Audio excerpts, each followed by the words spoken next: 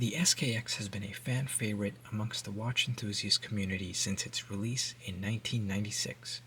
While it was sadly discontinued in 2019, the iconic design carried on as the Seiko 5 Sport, and this year Seiko gave it the GMT treatment. I'm very excited to have one in-house to review for you guys, so let's jump in and take a closer look. As usual, we'll start off with the specifications of the watch, and before I do that, I just want to make a note that I will be sending this watch back as it's got a QC issue with a very badly misaligned chapter ring, so therefore I have not sized the bracelet and it still has the hang tang on it. Now, going back over to the dimensions, this one's got a 42mm diameter, it's got 45mm lug tip to lug tip. It's got a thickness of 13.8 millimeters, so basically the same case and dimensions as the SKX. I believe it's just a touch thicker, and of course it's got the 22mm Jubilee style bracelet, and that bracelet tapers down to 18 millimeters at the clasp and back up to 20 millimeters. This has got a weight of 163 grams, and that includes all of the bracelet links, and it's running a 4R34 caliber movement with 24 joules, beating at 21,600 vibrations per hour, and this one is rated at 100 meters of water resistance. And we're taking a closer look at the dial.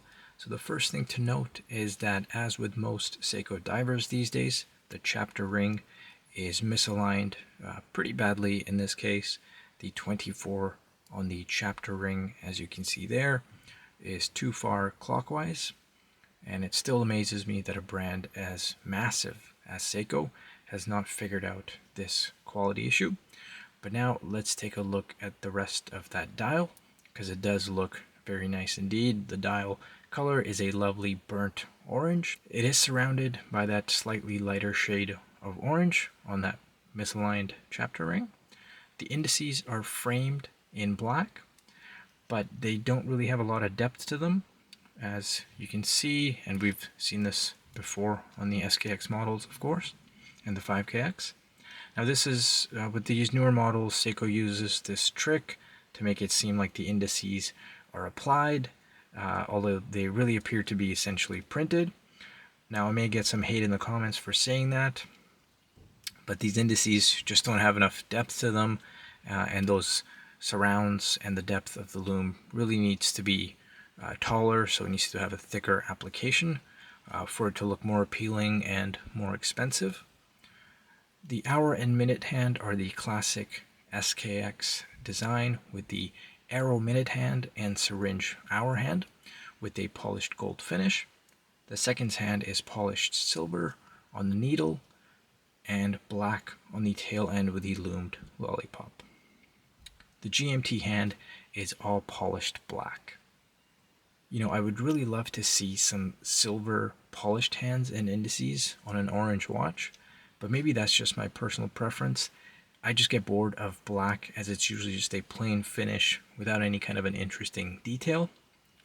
On white dials it can look okay, but not colored dials, at least in my opinion. But what do you guys think? Anybody else prefer polished silver hands and indices? Now, that being said, the legibility is excellent, and in this case the color contrast between that orange and black really helps with that. And just in case you're wondering, no made in Japan on this model. Now guys, if you do find this video helpful, please do like and subscribe, as I'm trying to grow my channel and would really appreciate that. Now, taking a closer look at this bezel, this has got a Hardlex bezel insert with the gold printing, which is actually underneath the glass, and this has a cool reflective effect on the bottom half of the bezel insert, which makes the bottom half appear gray, as you can see. The insert is not loomed at all, and we'll have a full loom shot towards the end of the video. The bezel itself is all polished, as you can see, with that familiar SKX design. It is a friction fit bezel. It is bi-directional, as you can see. Very easy to grip and easy to turn, but it is tight enough that you won't accidentally turn it if you bump your wrist, or while you're handling the watch. It does require a little bit of force for you to turn it. Can't help but think that Seiko could have used a thinner bezel, maybe to differentiate it from the regular non-GMT models of this watch, since this one is just a friction fit, but they chose to go with the regular bezel. Just a Hardlex crystal on this one, protecting the dial and the bezel insert. As with most Seiko Hardlex crystals, there does not appear to be much reflection to worry about. Legibility is pretty good in all lighting conditions and when viewing the watch at all angles. However, like I said, the scratches and the long-term wear on the sapphire, on the crystal on the watch and the bezel insert is all you have to worry about. And at this price point, I would really expect a sapphire crystal from Seiko. I know that topic has been beaten to death, and I'm not going to make excuses for Seiko and say, well, at least they provided a new GMT movement. I think since they've increased the prices for these Seiko 5s, then they really should be providing more value to the customer. But that is just my opinion. Feel free to chime in the comments below. Now let's take a closer look at the case finishing. Now this is an area where Seiko usually does a really great job on the case finishing. So as usual, we've got the circular brushed finishing on top of the lugs. And we've got the fantastic Seiko polishing on the sides. Again, this is all familiar with the SKX design that we're all used to. It's got drilled lugs, as you can see. Overall, the brushing and polishing is of great quality.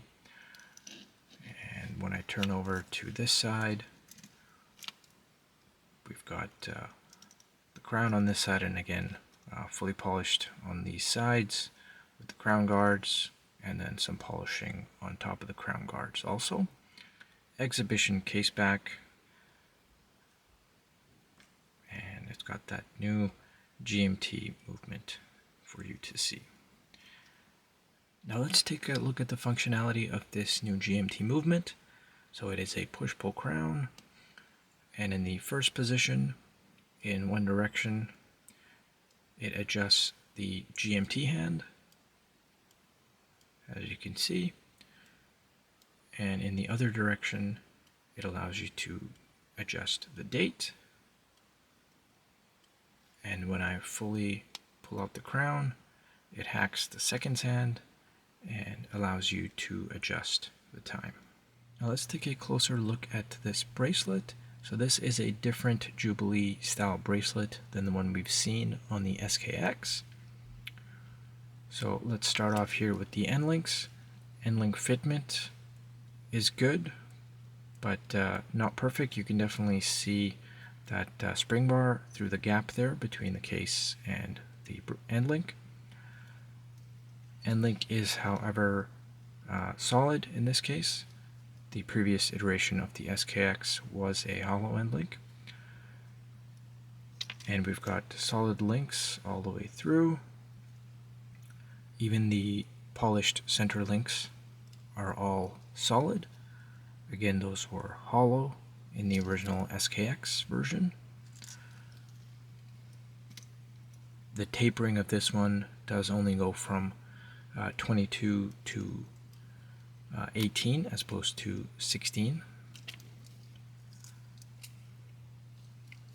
And the clasp is classic Seiko stuff here. Stamped clasp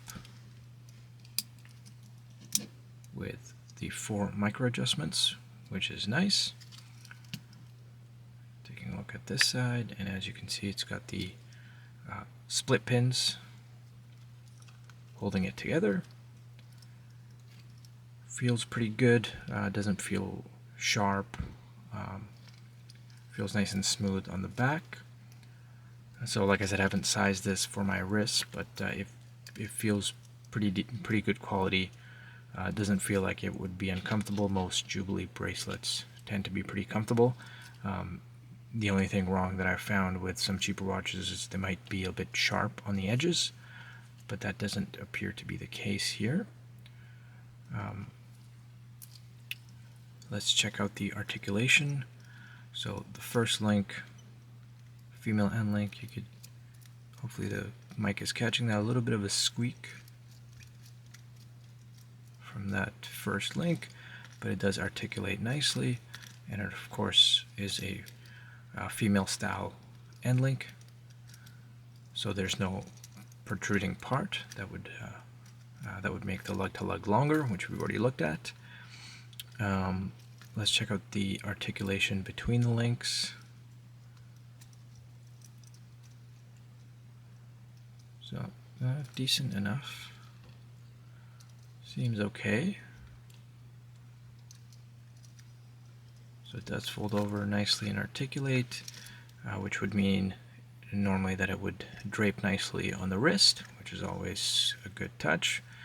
Visually and comfort-wise, those kind of details really matter. It's got a little bit of a flex here, which looks worse the further out that you try to flex it from. But again, that's pretty normal with the Jubilee style bracelets. And then, of course, the polished links down the middle there, brushed on the outsides, and then polished on the outsides also. And here is a wrist shot on my 6.5-inch wrist. Wears really nicely in terms of sizing on a 6.5-inch wrist. I've had an SKX and a Seiko 5 Sport. They always wear really nicely with that nice tight lug to lug. I've always felt, again, I'll get a lot of hate for this, that they're a bit too tall. I'd prefer if they were a bit thinner, but that's just my personal preference. It is an iconic case, and here's how it looks on my wrist. And here is a Lume shot of the Seiko 5 GMT. So as you can see, great Lume application here. Very consistent between the hands and the markers. Seiko Lume Bite usually doesn't disappoint, especially on their divers or these Seiko 5 Sport models, and I think you'll be more than happy with the performance. Well, that'll do it for today's review.